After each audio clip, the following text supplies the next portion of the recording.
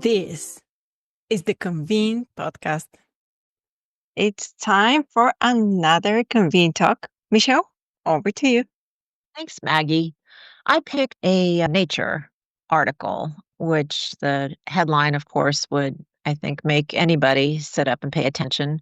Scientific Bedlam at the world's weirdest and wildest research conference. And this is about Woodstock Bio 2 plus night science.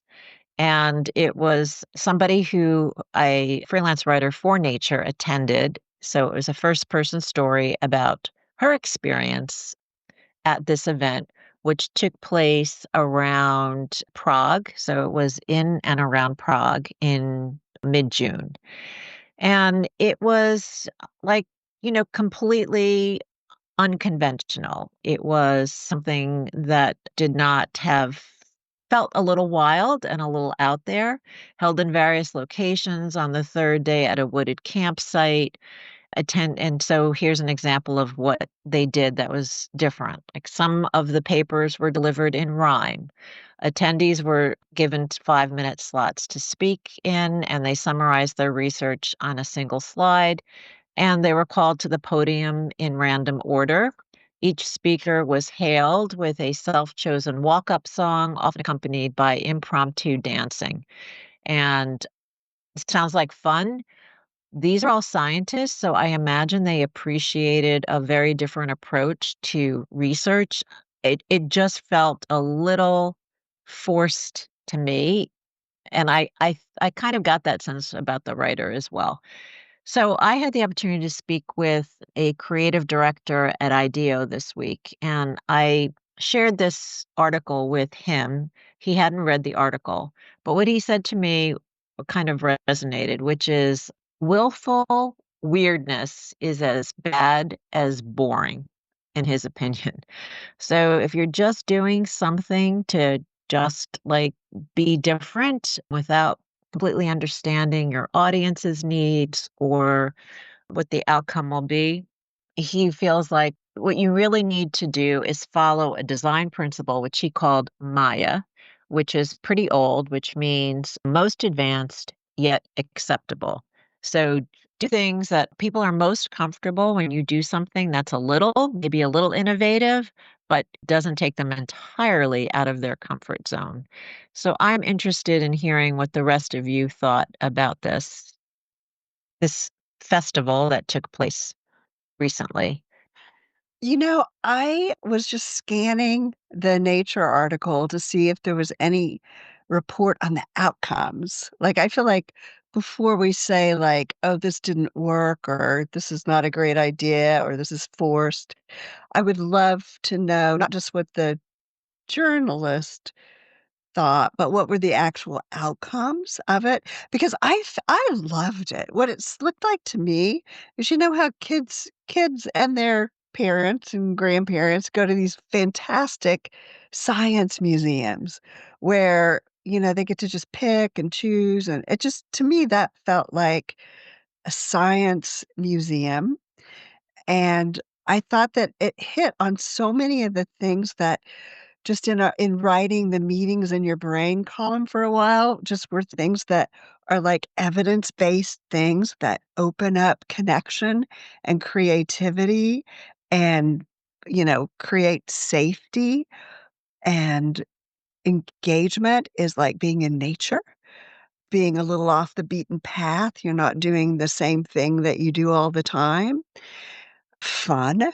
And I think Kate might have something to say about this, having just written about work is fun. Like, fun is an emotion, and it's like you remember the things that are fun. I think everybody can look back and go, "Oh, yeah, that was a really fun professor, and I remember this from his or her class."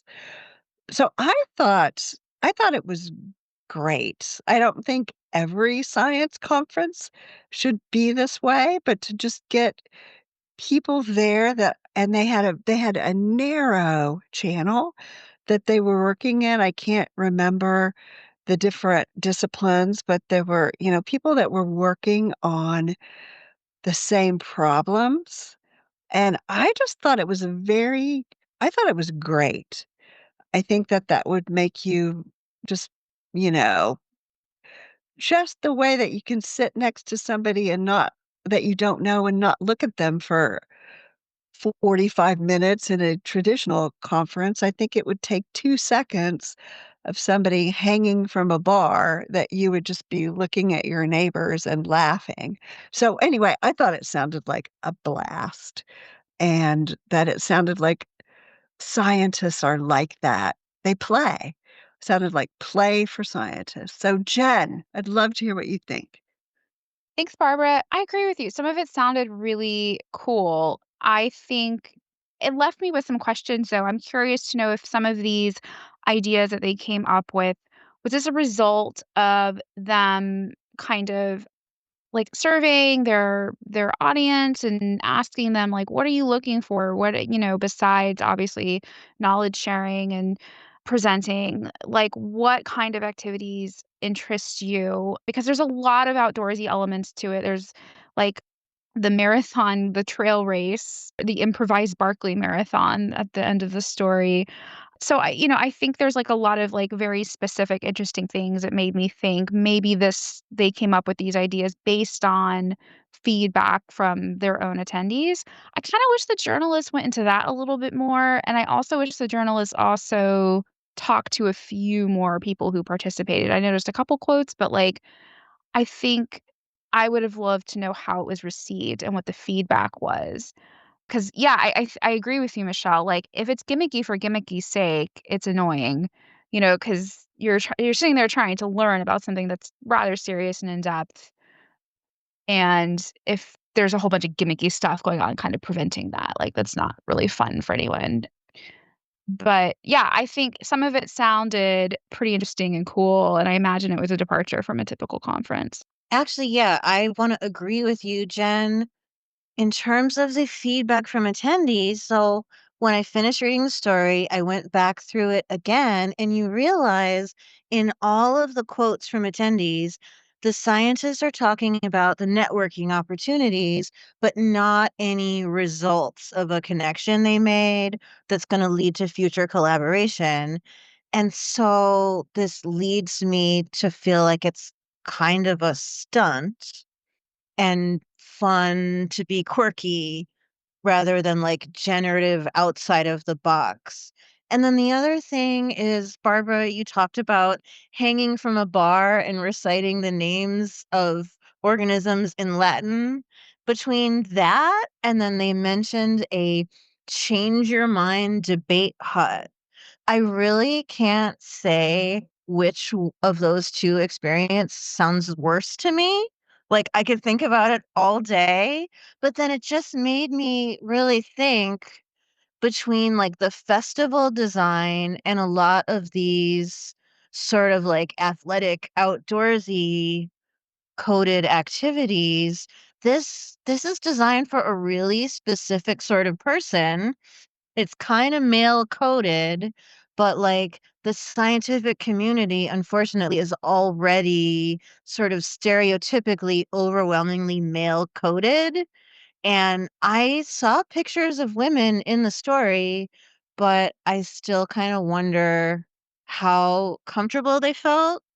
And then the final thing I'll say is they talked about the fake wedding at the meeting. Did anyone else, when they were reading that, immediately think about the movie Midsommar? Like, all I could picture when I read this was those 2 old people in the chairs in Midsommar. Barbara, over to you.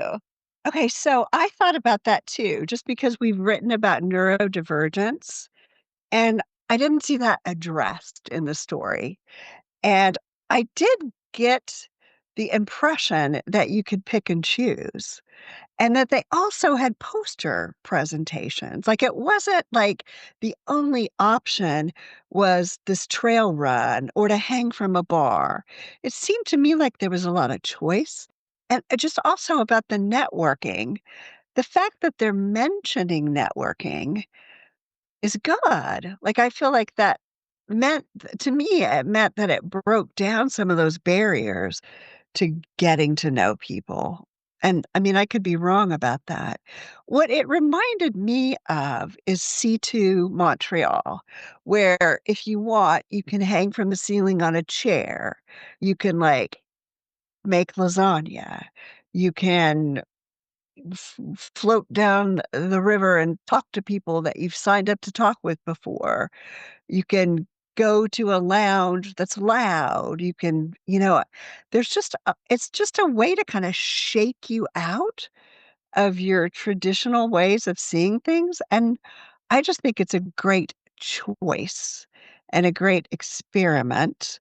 And I would love to see, as we've talked about, like, how do people rank that? And did they find the researcher there that was working on the same problem that they made a connection with and continued to collaborate with?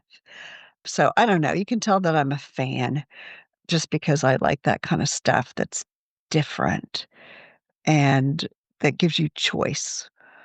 If people had choice, definitely. I think the first thing I thought of was an experience I had on this was a fam trip many years ago, where part of the program was a walk outdoors, which was lovely. Everybody enjoyed that. And then we were immediately taken to a bungee jumping activity over a river. And that is not for everybody. And it No. certainly wasn't for me. And I had somebody who was they paid this guide to do it. And he said to me, "You're going to regret not doing this. And you've got to get over your fear." And I just said, "I will not have any regrets, I guarantee. And I'm going to enjoy watching everybody do it. Not for me." If there was choice put in, definitely, because there are people who welcome that. But there are other people who, to your point, Kate, maybe not so much. Maybe they're not somebody who would hang from a bar, and they would look at it like, this is just too outside my comfort zone for me to really enjoy it. So choice, yes. If that's just part of the program and if you don't participate, then too bad for you. But this is not the first time they've done this. So I think they must already have an audience of people who have come back. And maybe it's has spread word of mouth. I don't know. What do you think, Maggie? I had the same reaction like you. Some of the experiences were definitely something I would sign up for. And also seeing my colleagues barefoot, I would have I'd take some issue with that. I'm sorry. I'm just one of those people that I'm just not enjoying everybody being barefoot around me, especially when I'm there for work. If it's on the beach, okay. So yeah, there were a few things that I was like, nope. But yes, it seems that it draws a very specific type of audience. And also the audience was very small. Let's say that as well, because Yeah. it's not Yeah. thousands of people that, went to Prague and the woods around Prague just to experience science in a different way. Right. And yes, definitely, let's hope we can see the results, because it would be interesting if this drives science forward in a different way. So, that the connections were made that otherwise wouldn't be made. That would be amazing. And I would definitely hope that the author would follow up and actually write on that. Barbara?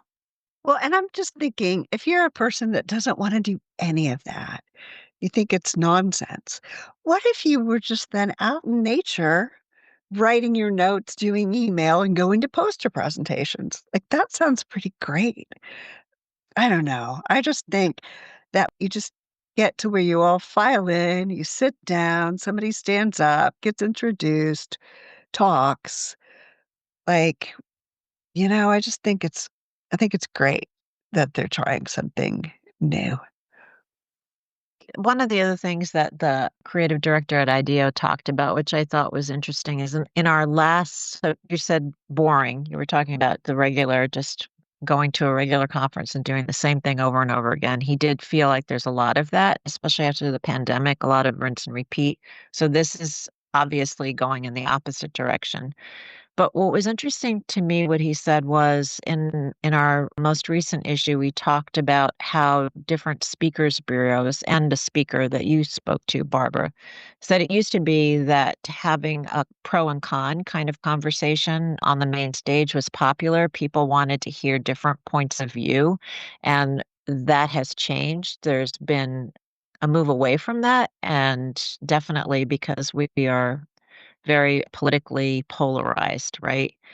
What he said to me was those are the most interesting conversations. And at IDEO, they move toward that where people it's not as much as being polarized, but that's what's interesting is the different kinds of viewpoints. He said you just need to have an environment where people feel safe and respected for that to happen. So just that what you just said, Barbara, reminded me. It's like there's boring, rinse and repeat, and then there's this, which is the opposite end of the spectrum, and then there are other ways to engage people. I'm thinking about Jess Pettit, and she's the speaker that I talked to, and she said that when there's a problem with people talking to each other, that's when she gets called in. I just think that's a great point that people kind of back away from that, and it takes a lot of skill, and it just also takes willingness to be uncomfortable. And I feel like sorry that I keep having to ring the bell for out in the woods, but I would just think that would be a disarming kind of a environment. If you can be disarmed and I think then and just ready to be a little bit more open, then I agree. Those are great, great conversations and necessary. Oh, here's something really cool. And I don't have me all the details, but it was a conference. People went into the room and there was a speaker on the stage, and she said, and they were in a place that supported this. And she said, there's no reason for you guys to sit here and look at me while I say this. I invite you to take these headsets that are on every chair and go walk outside and I'll speak. And I thought that was super cool. Yeah, Just to get mhm. outside to get a whole different perspective than being in a room. Yeah. So I think what I'm gonna do right now is I'm gonna go to a nature trail, take a walk, because I clearly need to get outside. So I Good. thought that was a great pick. And it didn't go where I thought it would go. I thought everyone would just think this was all awesome. All right. Well, thanks, guys, for playing along. Okay. And I'll see you guys Thank you. later. Remember to subscribe to the Convene podcast on your favorite listening platform to stay updated with our latest episodes. For further industry insights from the Convene team, head over to pcma.org/convene. My name is Maggie. Stay inspired, keep inspiring, and until next time.